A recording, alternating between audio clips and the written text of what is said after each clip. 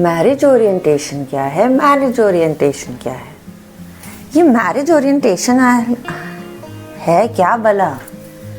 ये तो हमारे यहाँ भी होता था, हमें भी हमारी मम्मी बताती थी कि क्या करना चाहिए। So guys stay with me. अगर आज आपको इसके सारे एंगल्स को समझना है तो मेरे साथ बने रहिए इस वीडियो में। आज हम मैरिज ओरिएंटेशन क्यों, क्या होता है, क्यों करना है और उसके एस्पेक्ट्स क्या क्या हैं, ये बात करेंगे। तो सारे एस्पेक्ट्स हम एक वीडियो में कवर नहीं करेंगे, there is a series of videos. But आपको, मेरे को इस सारी सीरीज को देखने के लिए आपको क्या करना है, आपको लाइक, सब्सक्राइब और फॉलो करना है। So stay tune with me because ये काफ़ी इम्पॉर्टेंट है। मैरिज हमारी लाइफ का बहुत इम्पॉर्टेंट पार्ट है और ये डिफरेंट क्यों होना चाहिए, क्यों इसके बारे में हमारी पहले से प्रिपरेशंस होनी चाहिए, क्यों इसका ओरिएंटेशन बहुत स्ट्रांग होना चाहिए, इस सारी चीज़ों पे आज हम बात करेंगे। भूलिए मत, बने रहिए। तो मैं आपको एक स्टोरी बताती हूँ। जब मैं 2007 में मैंने जॉब शुरू की, मेरी पहली जॉब थी, तो मैं नई उस ऑर्गेनाइजेशन में चली गई एंड वो बहुत बड़ी संस्था थी, बहुत बड़ी ऑर्गेनाइजेशन थी, इंटरनेशनल ऑर्गेनाइजेशन थी। अब मैं चली तो गई और वहाँ जाके मुझे 3 किताबें पकड़ा दी गई कि अच्छा ये आप पढ़ लीजिए, इसमें सारे आपके norms and dos and don'ts लिखे हैं। तो मैंने कहा ठीक है, पढ़ लिया।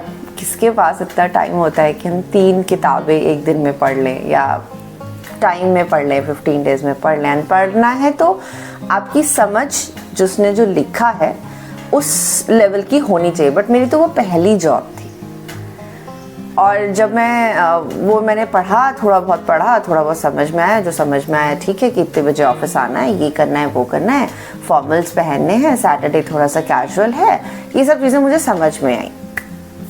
3 किताबें थी, पढ़ी तो मैंने एक भी पूरी नहीं थी। अब गलती ये मेरी भी हो सकती है, बट मेरी क्यों नहीं है, क्योंकि मेरे लिए वो पहली जॉब थी। मुझे नहीं पता था कि इसको पढ़ना इतना इम्पॉर्टेंट होता है, किसी ने बताया ही नहीं था। बताने का क्या था, ये कर लो, ये करना चाहिए, जाके बहुत ज़्यादा ऑनेस्ट रहना चाहिए अपनी जॉब से, कोई चीट नहीं करना। ये एक ओरिएंटेशन मुझे दिया गया था कि अपनी तरफ से बेस्ट करो, चीट मत करो, फाइनेंशियल चीज़ों के साथ कभी छेड़छाड़ मत करो, और वो हम कर रहे थे।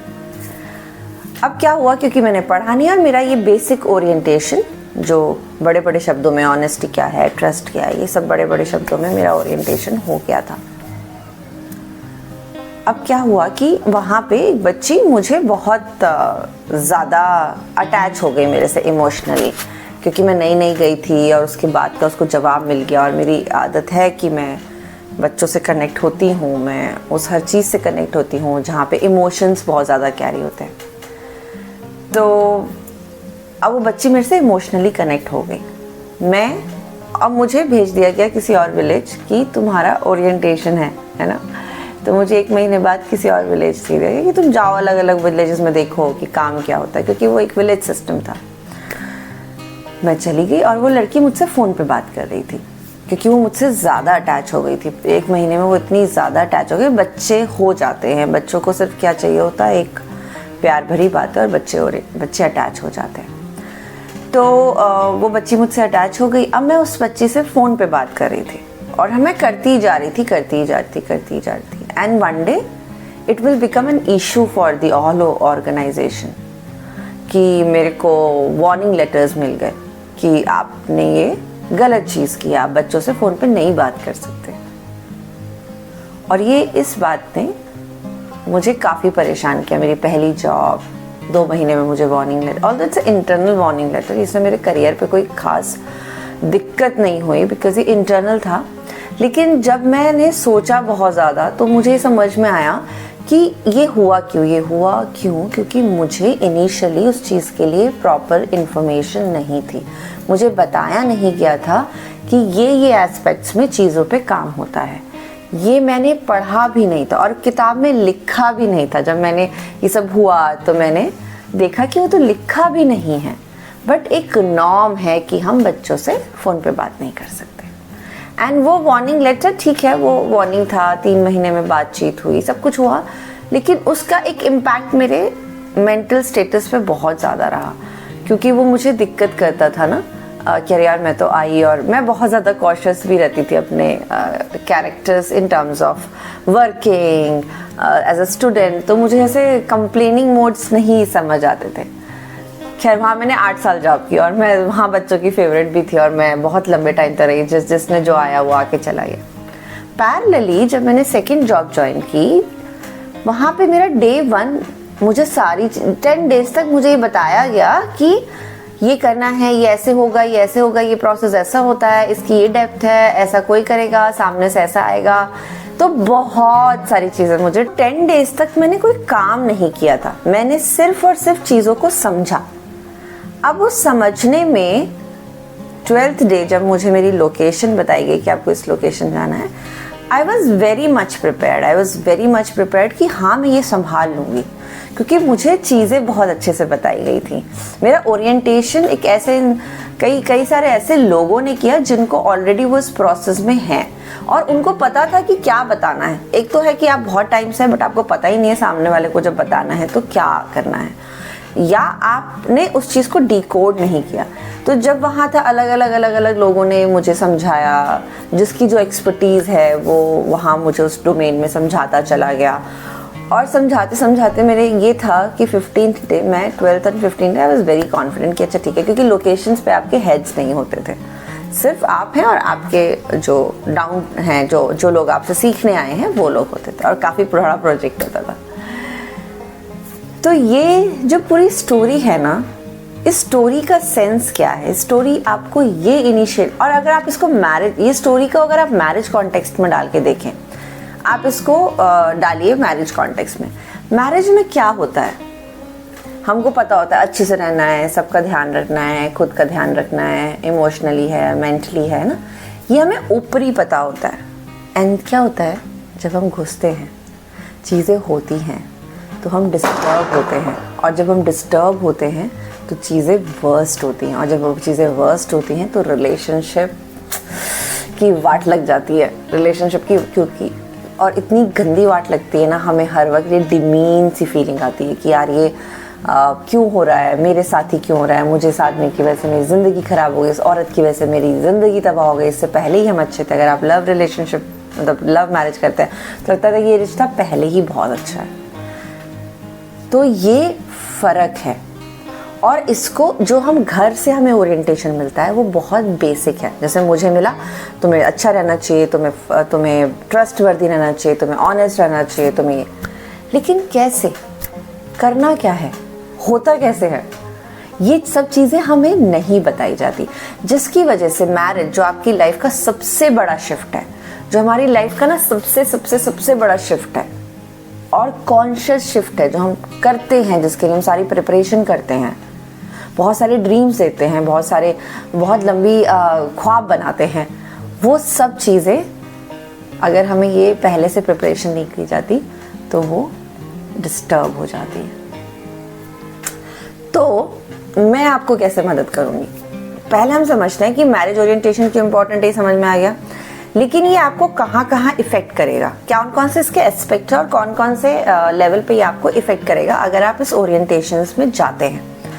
पहला है, ये आपको इमोशनली स्ट्रॉन्ग करेगा और रेडी करेगा कि आप किसी भी आने वाली प्रॉब्लम के लिए तैयार हो जाए इमोशनली। देन ये आपको मेंटली स्ट्रॉन्ग बनाएगा। अगर आप मल्टीपल, बिकॉज अभी जब शिफ्ट होता है, ये रोल जब शिफ्ट होता है, चाहे मेल है चाहे फीमेल है, तो बहुत सारे रोल शिफ्ट होते हैं, बहुत सारा अचानक से चीज़ें लाइफ में शिफ्ट, तो ये आपको मेंटली स्ट्रॉन्ग करता है। थर्ड एस्पेक्ट ऑफ ओरिएंटेशन जो है, जो हम बात करेंगे, वो है फिजिकल एस्पेक्ट। फिजिकल एस्पेक्ट्स भी बहुत ज़रूरी है, बिकॉज ये कई बार आपकी हेल्थ को डिटोरिएट कर देता है शादी के बाद, और हम इसे बहुत आम मान के रह जाते हैं कि यार ये तो आम चीज़ है, लड़कियों के हार्मोन्स तो शिफ्ट होते हैं, मेल्स हार्मोन्स तो शिफ्ट होते हैं। तो आप देखेंगे यूजुअली शादी के बाद फीमेल बहुत बीमार होने लगती हैं, या मेल्स की फैटी ज़्यादा शुरू हो जाते हैं। तो ये 3 इम्पॉर्टेंट एस्पेक्ट्स हैं जिन पे हम अभी बात करना शुरू करेंगे। तो ये वीडियो में आप ज़रूर समझिए कि ज़रूरी क्यों है। नेक्स्ट वीडियो आपके लिए जो आएगी वो है इमोशनल एस्पेक्ट्स क्या हैं, इसके मेंटल एस्पेक्ट्स में हम क्या क्या बात करते हैं और कैसे वो चीज़ें होती हैं, और इसके फिजिकल एस्पेक्ट्स क्या हैं। तो एक रील भी मैंने बनाई थी जिस पे मैंने मैरिज ओरिएंटेशन की बात की थी। तो कई सारी मेरे जो जानने वाले लोग हैं, यार हमें तो पहले पता ही नहीं था, अगर हमारा होता तो कैसा हो जाता। इवन आई एम एक्साइटेड कि कई जो लड़कियां हैं वो इस वीडियो या रील्स को देख के ना समझती हैं कि यार मुझे ये ज़रूरी है मेरी लाइफ के लिए। और ये उतना ही ज़रूरी है जितने का आप एक लहंगा खरीदते हैं ना, जो लहंगा आप शादी पे पहनते हैं, जो वन टाइम पहनते हैं, लेकिन आप उसे लैक्स का खरीदते हैं। और ये हर लड़की का सपना होता है कि मेरा लहंगा सबसे यूनिक दिखना चाहिए, सबसे सुंदर दिखना चाहिए। तो एक सपना ये भी ऐड करते हैं कि मेरी शादी सबसे अलग दिखनी चाहिए, सबसे खूबसूरत बननी चाहिए मेरी ज़िंदगी शादी की। प्रॉब्लम्स को हम नहीं रोक सकते, प्रॉब्लम्स तो आएंगी, बट हम उन्हें टैकल कैसे करते हैं इमोशनली, मेंटली एंड फिजिकली, वो हम ओरिएंटेशन में सीखते हैं।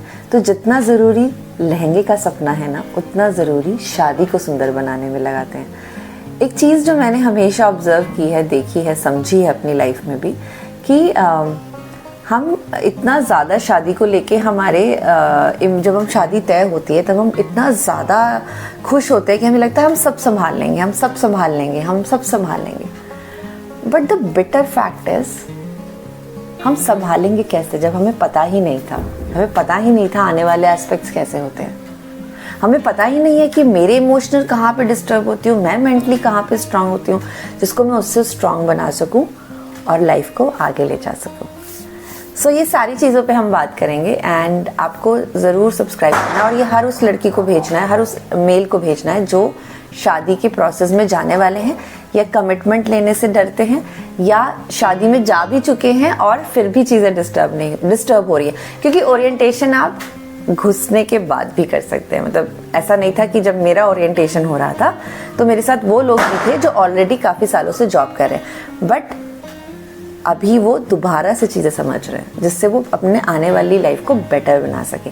तो ये वीडियो हर उसके लिए, तो भेजिए, लाइक कीजिए, सब्सक्राइब कीजिए और फॉलो कीजिए। और आपका कोई सवाल है ओरिएंटेशन से रिलेटेड या मैरिज के आने वाले रास्ते से रिलेटेड, तो आप प्लीज़ मुझे बॉक्स में लिख सकते हैं, आप कमेंट मुझे कर सकते हैं, आपको रिप्लाई ज़रूर आएगा। और मैं हर किसी को रिप्लाई कर रही हूँ जिसने मेरी वीडियो सुनी है और कभी मुझे टेक्स्ट किया है, हर किसी को रिप्लाई किया है। आपकी तरफ से रिप्लाई पेंडिंग है, तो आप प्लीज़ रिप्लाई कीजिए। और अगर आपको लगता है कि मुझे ये चीज़ें बात करनी है, कुछ चीज़ें ज़रूरी है जो बात करनी, तो आप डिस्क्रिप्शन बॉक्स में जाके मेरे साथ कॉल बुक कर सकते हैं। बट कॉल तभी बुक करिएगा जब आप कमिटेड हों अपने रिश्ते को ठीक करने के लिए। So thank you so much, ध्यान रखिए और अपनी शादी को ब्यूटीफुल बनाइए।